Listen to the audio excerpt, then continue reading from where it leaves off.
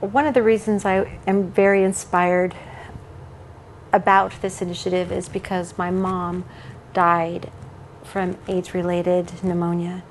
My mother was a wonderful human being, but she had a really, really traumatic childhood. And the result was she was very wounded, and ultimately she turned to drugs. She was also a product of the 60s. Had she had the opportunity to have perhaps a psilocybin-assisted therapeutic session, she might still be alive today. Had psychologists and psychiatrists had the ability to offer these modalities of healing, if it were a tool in the toolbox, so to say, then perhaps she might still be alive today. I think about these things when I think about what we're offering to Oregon with this initiative. Healing for those who are close to us, healing for our neighbors who we hear argue or cry or yell or watch how they treat their children, healing for friends of our friends because they see the pain in their friends, and everything touches everything. I think that this initiative is very important to the community. And it's a way for us Westerners, I think, as well, to begin our own kind of rite of passage, our own ceremonial way of dealing with trauma as a community, with dealing with anxiety as a community, with dealing with stress as a community, and doing it because we are the village. And when we return to that mentality, I think we will see a difference in culture, in family units. We'll see marriages change. We'll see children grow up in different types of family units who don't have to have mothers and fathers who are drug addicts, prisoners, violent. I think that this has the ability, again, not a panacea, but the ability to bring that type of change.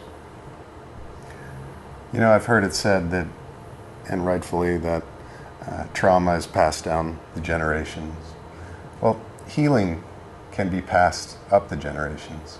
We can start practices that affect future generations and heal these past wounds.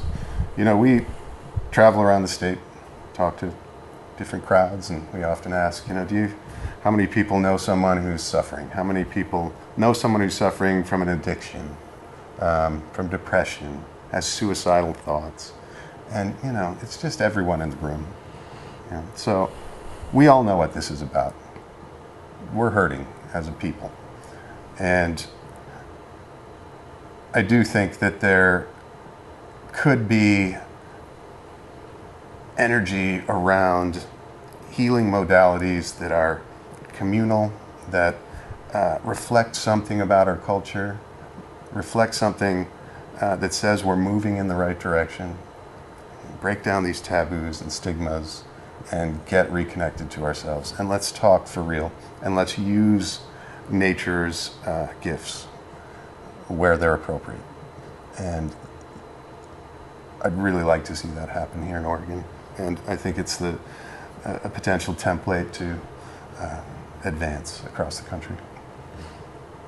No, I think that we see that our state is in crisis and addiction and in mental illness as well. But we have such a huge homelessness problem too. One of the beautiful outcomes of psilocybin can be that we become very community-based. We become eco-aware, we become more compassionate. And I think compassion is needed. I don't think any person on the street, living on the street right now, wants to be there. They didn't grow up saying, when I'm 45, 55, 65, I hope I'm homeless. That's not what they dreamt of. And I think no addict ever said, when I grow up, I want to be addicted to heroin. Nobody did that. This is the outcome of disconnection. And one of the beautiful things about the experience of psilocybin is it creates first a reconnection of self with nature.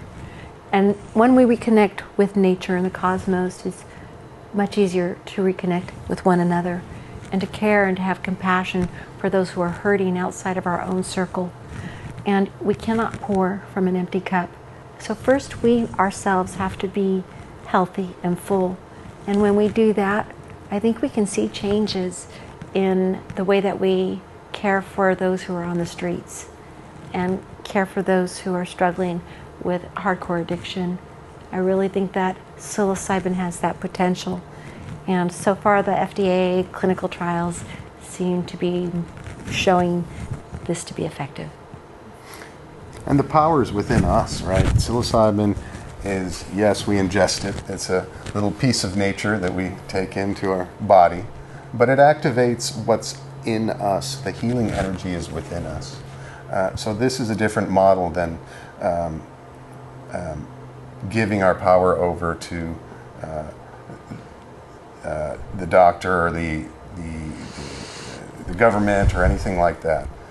Yes, we want to create a nice, safe container for this, but ultimately we're healing ourselves through the use of this little mushroom, and it's pretty cool. That's where healing comes from. You know, you can put Band-Aids on things and suppress different symptoms with different interventions, but to really get in touch with yourself and do that work, I mean, most of us have a sense of what that is. Well, this is a modality that helps to facilitate that kind of experience, that cathartic experience. Mm-hmm. One of the things that I've heard that I really like, a saying that really resonates with me, and that is that psilocybin-assisted psychotherapy wakes up the psychotherapist inside of you.